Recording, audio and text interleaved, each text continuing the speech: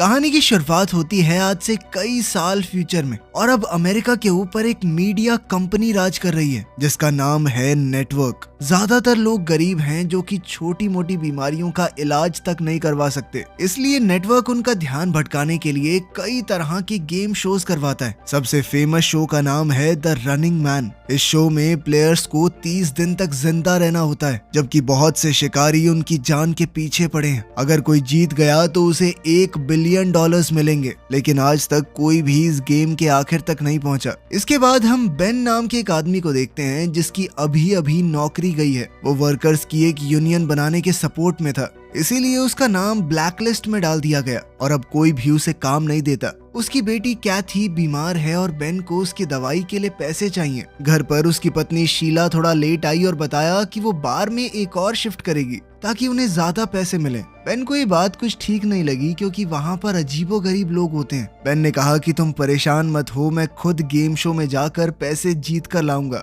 शीला को ये पसंद नहीं आया क्योंकि प्लेयर्स अक्सर बहुत ज्यादा घायल हो जाते हैं। बेन ने कसम खाई कि मैं ठीक रहूंगा, सबसे कम खतरे वाला शो चुनूंगा मैं। अब बेन अपने गरीबों वाले इलाके से निकलकर अमीर लोगों के एरिया की फेंस तक आ गया। उसने गार्ड्स को बताया कि मैं नेटवर्क के एक शो के लिए आया हूँ, तो उन्होंने उसे अंदर जाने दिया। स्टेशन पर गरीब लोगों की लंबी लाइन थी जो सिलेक्ट होने आए थे। अचानक एक बूढ़ा आदमी बहुत बीमार महसूस करने लगा, लेकिन फिर भी पैसों के चक्कर में बेचारा बोलता रहा कि मैं खेल सकता हूँ। आखिर में जब वो गिर ही गया तो बेन ने उसे पकड़ा और मदद के लिए चिल्लाया। गार्ड्स ने बेन को डांटा, कहा कि लाइन से बाहर क्यों गए, और उसे पीट कर वापस भेज दिया। फ्रंट डेस्क पर बेन को पता चला कि उसकी फाइल पर वार्निंग लगी हुई है बात ना मानने की वजह से। अब गुस्से में उसने स्क्रीन पर मुक्का मार दिया। फिर वहां से उसे एक ब्रेसलेट देकर एलिवेटर 6 की तरफ भेज दिया गया। वहां उसकी मुलाकात टिम और जेनी से हुई जो उससे दोस्ती करना चाहते थे। सबको यूनिफॉर्म दी गई और फिजिकल टेस्ट हुए, जैसे सीवर में चढ़ना, भागना। बेन ने इस टेस्ट में टिम की काफी मदद की।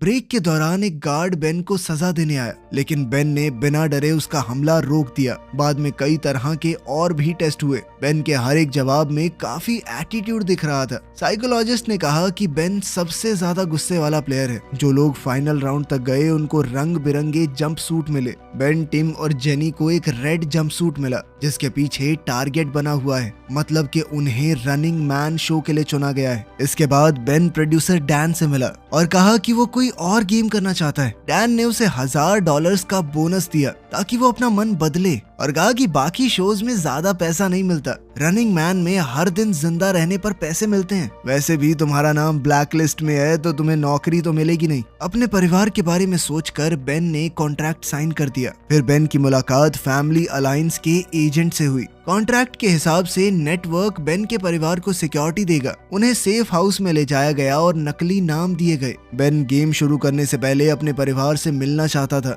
लेकिन उसे सिर्फ एक कॉल की ही परमिशन मिली। बेन ने शीला को कॉल की और कहा कि मैं रनिंग मैन शो कर रहा हूँ, चिंता मत करो, जीत कर आऊंगा। रात को बेन को जबरदस्ती एक लग्जरी रूम में रखा गया। एजेंट उसके लिए शीला का दिया हुआ एक एनवेलोप लेकर आया जिसके अंदर एक फैमिली फोटो और उसकी बेटी कैथी का एक छोटा सा मोजा था, उसकी अच्छी किस्मत के लिए। अगली सुबह बेन को एक रनिंग बैंड दिया गया। इस ब्रेसलेट में उसका बचा हुआ टाइम और कमाया हुआ पैसा दिख रहा था। शो शुरू हुआ और होस्ट बॉबी ने बेन को स्टेज पर बुलाया। बॉबी ने भीड़ के सामने झूठ कह दिया कि बेन पहले डिफेंस सिक्योरिटी में काम करता था और देश के सीक्रेट्स बेचता हुआ पकड़ा गया। स्क्रीन पर AI से बनाई हुई एक वीडियो भी चलाई गई। बेन ने इस सब के लिए मना किया, लेकिन बॉबी ने उसकी एक न सुनी। बाकी दुनिया को लगता था कि रनिंग मैन क्रिमिनल्स को सजा देने का एक तरीका है। वो ये नहीं जानते थे कि प्लेयर्स बेचारे मजबूर लोग हैं, अपने परिवार के लिए अपनी जान खतरे में डाल रहे हैं। आम लोगों को भी पैसा मिलता है अगर वो प्लेयर्स की लोकेशन बताएं।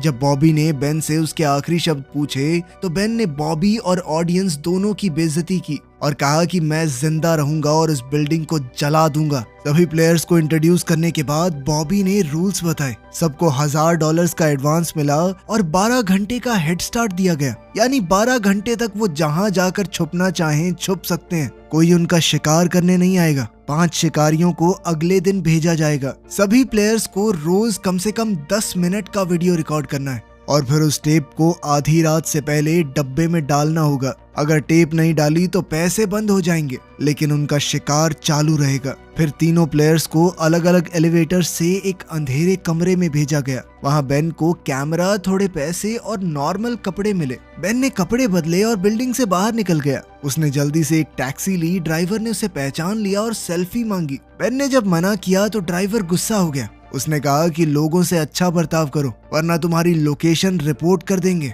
वैसे भी पैसे मिलते हैं उस चीज के। जल्द ही बेन गाड़ी से उतर गया और भागना शुरू किया। आखिर में बेन एक खाली बिल्डिंग में पहुंचा जहां उसका पुराना दोस्त मॉली रहता था, जो ब्लैक मार्केट के लिए चीजें बनाता है। बेन ने उससे 2 फेक आईडी और एक गन मांगी। मॉली इस बात पर बहुत गुस्सा हुआ क्योंकि बेन अभी गेम का हिस्सा है, लोग उसे ढूंढ रहे हैं। क्यों आए हो मेरे पास? मेरे बिजनेस को खतरे में डालना है क्या? थोड़ी बहसबाजी के बाद और कैथी के बारे में सुनकर मॉली ने मदद कर दी। बेन ने अपना हुलिया बदला और उसी तरह की फेक आईडी ले ली। मॉली ने उसका सामान भी सूटकेस में रखा ताकि वो एक बिजनेसमैन लगे। मॉली ने अपने दोस्त को समझाया कि गरीब इलाकों से दूर रहना, क्योंकि गरीब लोग पैसों के चक्कर में तेरी रिपोर्ट कर देंगे। ऐसी जगह पर जाइयो जहाँ पे ज्यादा लोग हों। मॉली ने यह भी कहा कि अगर इतनी दिक्कत थी तो बता देता, मैं तुझे अपना असिस्टेंट रख लेता, लेकिन अब अगर तुझे जिंदा रहना है तो गेम जीतनी होगी। सुबह बेन ट्रेन स्टेशन गया। हर जगह तीनों प्लेयर्स के पोस्टर्स लगे हुए थे। बेन ने न्यूयॉर्क का टिकट खरीदा और ट्रेन में चढ़ गया। जैसे ही ब्रेसलेट ने अनाउंस किया कि शिकार शुरू हो चुका है तो ट्रेन चल पड़ी। एक बच्चा बेन से बात करने आया। बेन ने उसे धमकाकर भगा दिया, पर बच्चा सिर्फ इतना बताने आया था कि तुम्हारी मूंछ निकल रही है। न्यूयॉर्क में बेन ने एक अच्छा होटल रूम लिया। रिसेप्शनिस्ट ने नोटिस किया कि आईडी फोटो में तो मूंछ है, लेकिन बेन के चेहरे पर नहीं। कमरे में बेन अपने असली रूप में आ गया। दीवार कवर की और अपना सोते हुए वीडियो रिकॉर्ड किया। शाम को उसने अपनी टेप बॉक्स में डाली। आधी रात को ब्रेसलेट ने बताया कि उसका पहले दिन का बोनस मिल गया है। उधर शिकारियों ने मॉली को पकड़कर टॉर्चर किया जब तक उसने फेक आईडी वाला नाम नहीं बताया। अगले दिन शिकारी बेन के कमरे में घुस गए और उसे गोली मार दी, लेकिन उसी वक्त बेन की आंख खुली और उसे समझ आया कि ये बस एक बुरा सपना था। टीवी पर दिखाया गया कि कैमरा टिम को फॉलो कर रहा है। टिम एक दुकान में क्लर्क के साथ फ्लर्ट कर रहा था। जैसे ही वो बाहर निकला, हंटर्स ने उसे आसानी से ढूंढ लिया और सीधा उसके सर पर गोली मारी। इसके बाद बेन ने 3 दिन के लिए और रूम रेंट किया। उसने अपना सारा सामान एक नॉर्मल बैग में डाला और खिड़की से नीचे कचरे के कंटेनर में फेंक दिया। फिर वो बिल्कुल नॉर्मल तरीके से होटल से बाहर निकला, अपना बैग उठाया और बॉस्टन जाने के लिए बस पकड़ ली। बॉस्टन में उसने एक गरीब आदमी से कुछ पुराने कपड़े और हॉस्टल के कमरे की चाबी खरीद ली। बेन चुपके से हॉस्टल के अंदर घुस गया और लिफ्ट में चढ़ गया। उसने ये नहीं देखा कि लिफ्ट के ऊपर आउट ऑफ सर्विस का साइन लगा हुआ था। लिफ्ट बीच में ही अटक गई दूसरे फ्लोर से पहले। बेन को अब जैसे तैसे बाहर निकलकर तीसरे फ्लोर तक पहुंचना पड़ा, जहां उसका कमरा है। कमरे की अलमारी के डब्बे में उसे एक च्युइंगम, सिगरेट और एक ग्रेनेड मिला। उसने अपना वीडियो रिकॉर्ड किया और ब्रेसलेट ने उसे याद दिलाया कि टेप बॉक्स में डालनी है, लेकिन बॉक्स के पास बहुत लोग खड़े थे। बेन नहाने के लिए तैयार हुआ और कॉमन बाथरूम की तरफ गया। बॉक्स के बारे में सोचते हुए अचानक से उसे याद आया कि बाहर खड़े लोगों में से एक चेहरा जाना पहचाना सा है। वो एक शिकारी है और अब सारे शिकारी ऊपर आ रहे हैं। किसी ने बाथरूम का दरवाजा खोल दिया और बेन छुप गया। अब वो शिकारी तीसरे फ्लोर पर पहुंचा और कमरे चेक करने लगा। शिकारी के जाते ही बेन बाथरूम में घुस गया और उसने कोशिश की कि खिड़की से देखे बाहर चल क्या रहा है, लेकिन खिड़की बंद थी। अपने बैग के बिना यहाँ से निकलना मुमकिन नहीं है। बेन ने दीवार से एक लोहे की रॉड खींचकर निकाली और जल्दी से शीशा तोड़ दिया। उसने गम की मदद से शीशे के टुकड़े रॉड पर चिपका दिए। अब कॉरिडोर में बेन शीशे की मदद से शिकारियों की पोजीशन चेक करता हुआ जा रहा था। अब शिकारी उसके कमरे में जाने ही वाले थे, लेकिन बेन चुपके से सीढ़ियों पर चढ़ गया और जोर से चिल्लाया, अरे वो टीवी शो वाला बंदा दूसरे फ्लोर पे भागा है, कोई पकड़ो उसे। और वो खुद नीचे जाने की बजाय ऊपर भागा और छत पर पहुंच गया। वहां से वो चमकते हुए साइन की केबल पकड़कर नीचे उतरने लगा। वो अपने कमरे तक पहुंचा और खिड़की तोड़कर अंदर घुस गया। खिड़की टूटने की आवाज सुनते ही शिकारी भी वापस आ गए। बेन ने जल्दी से कपड़े पहने और अपना सामान उठाया। जैसे ही बाहर खड़े शिकारी दरवाजे पर गोली चलाने लगे, बेन खिड़की से कूद गया और दूसरी केबल पकड़ ली। साइन अचानक झुकने लगा। तभी बेन ने देखा कि नीचे एक शिकारी उसके गिरने का इंतजार कर रहा है। बेन के पास अब कोई रास्ता नहीं है, इसीलिए वो पास के एक कमरे की खिड़की तोड़कर अंदर घुस गया। नेटवर्क का ड्रोन अभी भी उसे फॉलो कर रहा था। बेन ने कॉरिडोर में भागना शुरू कर दिया और शिकारी उस पर गोली चला रहे थे। जल्द ही बेन लिफ्ट तक पहुंचा, ड्रोन को पकड़ा और लिफ्ट के कंट्रोल पैनल पर जोर से दे मारा। रिकॉर्डिंग बंद हो गई और लिफ्ट दोबारा काम करने लगी। लॉबी में एक शिकारी ने उस पर हमला कर दिया। बेन ने तुरंत ग्रेनेड उठाया और छत के होल से ऊपर फेंक दिया। इससे जबरदस्त धमाका हुआ और लिफ्ट सीधा बेसमेंट में गिर गई। अब बेन के पास सिर्फ एक माचिस बची है। ज्यादा रोशनी के लिए उसने एक मैगजीन जला दी। चलते चलते गलती से एक रस्सी जल गई और आग और ज्यादा फैल गई। अब शिकारी कॉरिडोर में थे, इसलिए बेन ने फर्नीचर खींचकर दरवाजा ब्लॉक कर दिया और चूहों के पीछे सीवर में चला गया। अब शिकारियों ने अंधाधुंध गोलियां चलाई और एक गैस पाइप पर लग गई, जिसके बाद बेसमेंट में जबरदस्त धमाका हुआ। आग टनल में भी आ गई, इसलिए बेन को सीवर के पानी में कूदना पड़ा। पूरी बिल्डिंग ब्लास्ट में उड़ गई। बेन जब सड़क पर निकला तो उसे स्टेसी नाम का लड़का मिला। बेन ने उसे धमकी दी कि अगर किसी को बताया तो तू बचेगा नहीं, पर स्टेसी ने कहा कि मैं तो तुम्हारी मदद करना चाहता हूँ।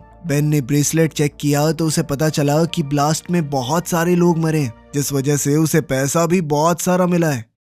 थोड़ी देर बाद स्टेसी अपने भाई ब्रैड के साथ वापस आया। ब्रैड बेन को अपने घर ले गया और खाना खिलाया। ब्रैड के घर में भी एक बीमार बच्चा है, पर उसने मदद के बदले पैसे लेने से मना कर दिया क्योंकि वो नेटवर्क के खिलाफ था। उनके पैसे नहीं चाहिए थे उसे। ब्रैड ने बेन को अपना सीक्रेट वीडियो रूम दिखाया, जहां वो रनिंग मैन के एपिसोड्स का एनालिसिस रिकॉर्ड करके ऑनलाइन डालता है। जो प्लेयर्स पकड़े जाते हैं वो सब पब्लिक में दिखते हैं, इसीलिए सबसे जरूरी है बिल्कुल छुपे रहना। ब्रैड चाहता है कि बेन उसके साथ छुप कर रहे और आखिरी दिन का प्लान बनाए ताकि वो जीत सके। अगली सुबह बेन को उस इलाके में होने वाली बुरी चीजों के बारे में पता चला, जिनके बारे में सरकार कुछ नहीं कर रही, बस उन्हें छुपा रही है। गुस्से में बेन ने एक वीडियो बनाई और लोगों को बताया कि सरकार उनके बच्चों को मार रही है। जो सत्ता में बैठे हैं किसी की चिंता नहीं है उनको। बाद में शो के दौरान बॉबी कुछ बच्चों के साथ है और उसने बताया कि ब्लास्ट में मरने वालों के ये अनाथ बच्चे हैं। उसने बेन की टेप को इस तरह एडिट करके चलाया मानो बेन इन बच्चों का मजाक उड़ा रहा हो। बेन ने समझाने की कोशिश की कि ये सब नकली है, लेकिन ब्रैड की माँ को बहुत गुस्सा आ गया और उसने बेन को घर से निकाल दिया बिना उसकी बात सुने। ब्रैड और स्टेसी फिर भी बेन की मदद करना चाहते हैं। वो उसे गाड़ी की डिग्गी में छुपा कर ले गए। सब कुछ नॉर्मल चल रहा था, लेकिन तभी अचानक से डिग्गी पर गोली लगी क्योंकि 2 बाइक्स उनका पीछा कर रही थी। बेन ने ट्रंक खोलकर एक औजार बाइकर के चेहरे पर फेंका, जो कि वहीं गिर पड़ा। दूसरे बाइकर्स अभी भी गोली चला रहे थे। बेन फिर से ट्रंक में छुप गया और ब्रैड ने गाड़ी रोक दी। बाइकर्स टाइम पर नहीं रुक पाए और गाड़ी से टकरा गए। अब ब्रैड ने गाड़ी चलाकर दोनों को कुचल दिया। इसके बाद ब्रैड ने बेन को शहर के बाहर छोड़ दिया, साथ ही उसे एक बंदूक और अपने दोस्त एल्टॉन का एड्रेस दिया। थोड़े ट्रेन के सफर के बाद बेन अब एक और होटल में छुपा है और उसने टीवी पर अपनी नई टेप देखी। उसे पता है कि नेटवर्क वैसे भी सब कुछ एडिट कर देगा, इसीलिए उसने सिर्फ किताब पढ़ते हुए अपनी वीडियो बनाई। बॉबी ने जेनी की टेप भी दिखाई, जिसमें वो क्लब में पार्टी करती हुई दिखाई दी। अपना भेस बदल कर बेन आज की टेप को बॉक्स में डालने गया, लेकिन वहाँ पर मेल मैन खड़ा था जो उस पर शक करने लगा। उसने बेन के चेहरे के पास आकर बात करने के बहाने वीडियो रिकॉर्ड कर लिया। बेन उस पर झपट पड़ा और हमला कर दिया। फिर टेप जल्दी से बक्से में डालकर बेन भाग गया, लेकिन अभी भी एक गाड़ी उसका पीछा कर रही थी। बेन ने जंगल से भागते हुए फेंस पार की और जल्दी से चलती हुई ट्रेन में चढ़ गया। मेलमैन ने गोली चलाई, लेकिन बेन किसी तरह बच गया। कुछ देर बाद हम बेन को एक लंगड़े आदमी का नाटक करते हुए देखते हैं। वो लंगड़ा कर सड़क पर शो देख रहे लोगों के ग्रुप में खड़ा हो गया। उधर जेनी एक कसीनो में पकड़ी गई। वो कार से भागने वाली थी, लेकिन 2 लोगों ने उसकी गाड़ी में आग लगा दी और वो मर गई।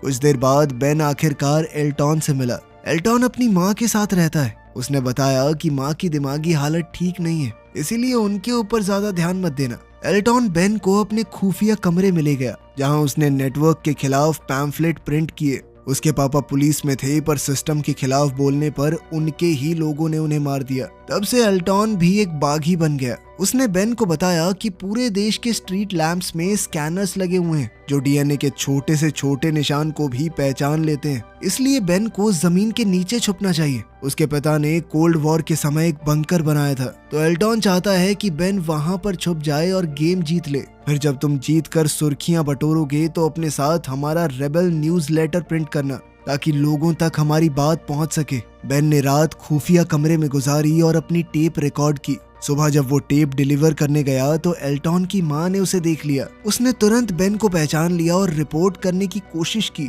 लेकिन एल्टॉन ने उन्हें रोक दिया। लेकिन फिर उसे लगा कि ये उसके पिता का बदला लेने का मौका है, इसीलिए उसने खुद पुलिस को इन्फॉर्म कर दिया। थोड़ी देर में पूरे घर को पुलिस ने घेर लिया और हर तरफ दीवारों से गोलियां चलने लगी। माँ पुलिस को बताने की कोशिश कर रही थी कि बेन और एल्टॉन कहाँ हैं, लेकिन एल्टॉन ने अपनी माँ को कमरे में बंद कर दिया और साथ ही उसने अपने सारे ट्रैप्स एक्टिवेट कर दिए। जब पुलिस अंदर घुस गई, एल्टॉन ने फर्श पर पड़े इलेक्ट्रिक वायर्स पर पानी छोड़ दिया, जिससे कुछ पुलिस वालों को बहुत तगड़ा करंट लगा। फिर एल्टॉन और बेन सीक्रेट कमरे की दीवार तोड़कर भाग गए। जब पुलिस ने उनका पीछा किया तो एल्टॉन के बिछाए हुए जाल की वजह से पुलिस वालों के ऊपर कुछ केमिकल्स फेंक दिए गए और साथ ही आग लग गई। सीढ़ियों पर एक और जाल बिछा हुआ था, जिससे लकड़ी टूट गई और पुलिस वाले नीचे गिरने लगे। फिर एल्टॉन बेन को बाथरूम ले गया और दोनों शावर के अंदर लगे हुए पोल से स्लाइड करके नीचे आ गए। अगले कमरे में एल्टॉन ने फर्श पर एक सीक्रेट दरवाजा दिखाया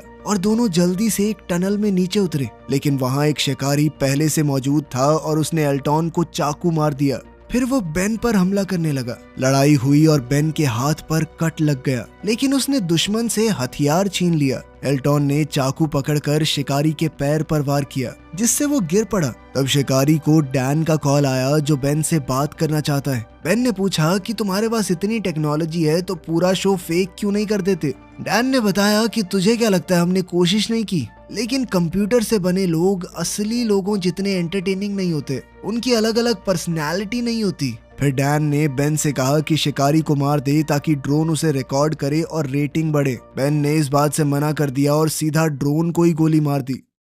इसके बाद एल्टॉन और बेन एक गाड़ी के साथ दरवाजा तोड़कर बाहर निकले। वो जंगल की तरफ पहुंच गए, लेकिन एक हेलीकॉप्टर उनका पीछा कर रहा था। एल्टॉन ने बेन से कहा कि मुझे छोड़कर भाग जाओ और जल्दी से शेल्टर तक पहुंचो, लेकिन तभी अचानक हेलीकॉप्टर से स्नाइपर ने एल्टॉन के सर पर गोली दाग दी। दो शिकारियों ने बेन को घेर लिया, लेकिन उन्हें गोली चलाने की परमिशन नहीं थी, क्योंकि ऑर्डर ये है कि उसे जिंदा पकड़कर कैमरा के सामने मारना है। गाड़ी में बम लगे हुए थे तो बेन ब्रिज पर गाड़ी चलाकर कूद गया। गाड़ी एक शिकारी से टकराकर ब्लास्ट हो गई। बेन नदी में गिर गया और ब्रेसलेट में एक और शिकारी को मारने का बड़ा बोनस मिला। गांव और खेतों के बीच से होते हुए बेन बंकर की जगह पहुंचा, लेकिन पता चला कि सरकार ने वहां पर नया शहर बनाने के चक्कर में बंकर तोड़ दिया था। बेन ने खाली घर में रात गुजारी और उसे अपने परिवार का सपना आया, जिसने उसे अपनी गेम को कंटिन्यू करने की ताकत दी। जब पुलिस उस घर तक पहुंची तो उन्हें बेन की नई टेप मिली और साथ ही एक मैसेज भी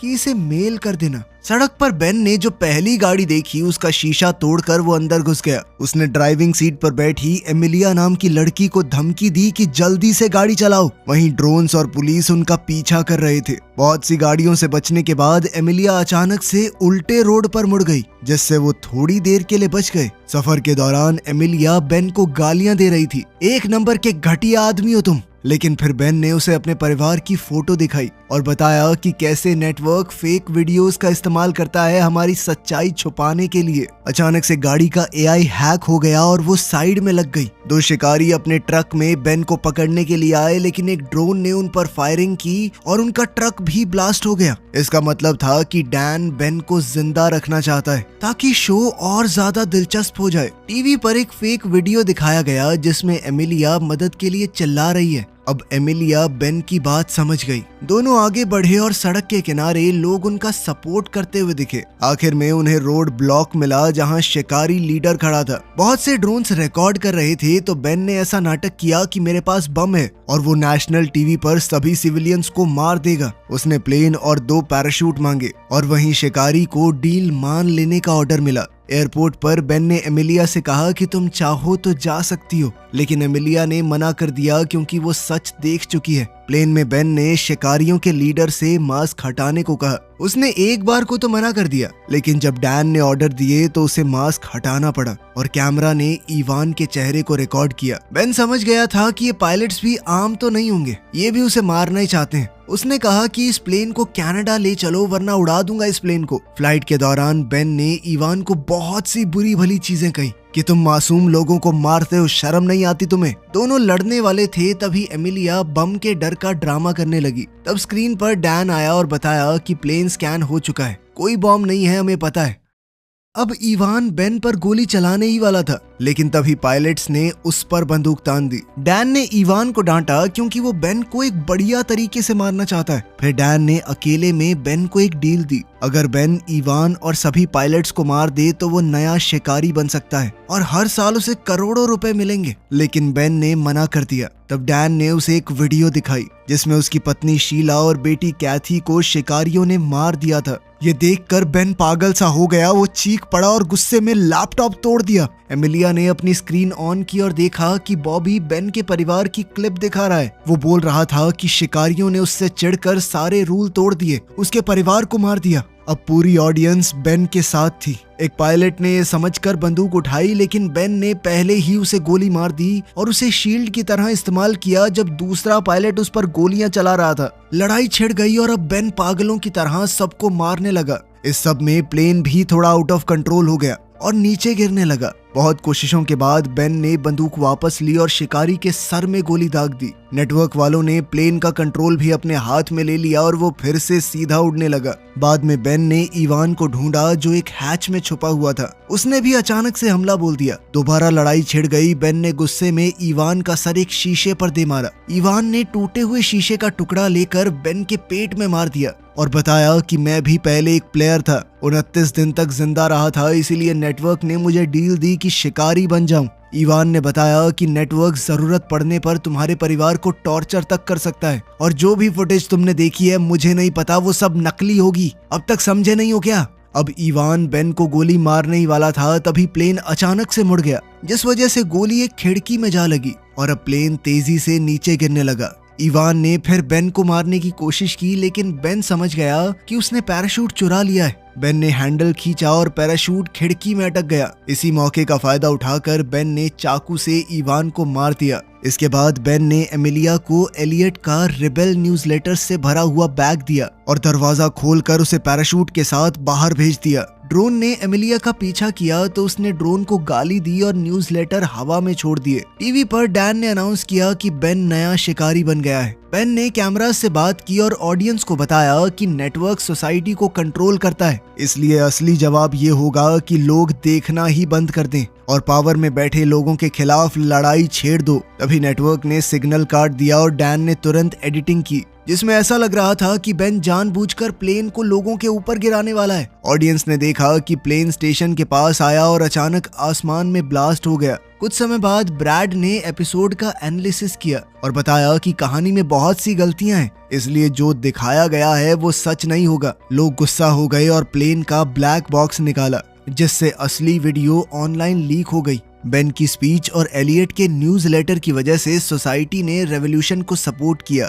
और अब लोग नेटवर्क के पीछे पड़ गए। ब्रैड ने ये भी देखा कि प्लेन में ऑटो इजेक्ट सीट मिसिंग है, इसीलिए हो सकता है कि बेन अभी भी जिंदा हो। तभी हम मार्केट में शीला और कैथी को देखते हैं जो बिल्कुल ठीक हैं और थोड़ा सामान खरीद रही हैं। बेन के कमाए पैसों से उनकी जिंदगी आरामदायक चल रही थी। बाहर निकलते ही दोनों चौंक गए जब बेन बाहर उनका इंतजार कर रहा था। उधर टीवी स्टेशन पर होस्ट बॉबी गुस्से भरी भीड़ से डर गया और उसने नौकरी छोड़ दी। डैन स्टेज पर गया तो लोगों ने उस पर बम फेंकने शुरू कर दिए। रेबेल्स ने बिल्डिंग पर कब्जा कर दिया और हर जगह तोड़ फोड़ होने लगी। प्रोड्यूसर डैन ने भागने की कोशिश की, लेकिन एक केबल में उलझकर गिर गया। आग के बीच से बेन बाहर आया और डैन के सीधा सर में गोली मारी, इस पूरे करप्ट सिस्टम को खत्म करने के लिए। वीडियो पसंद आई तो लाइक कर देना, चैनल को सब्सक्राइब कर लेना। मिलते हैं अगली वीडियो में।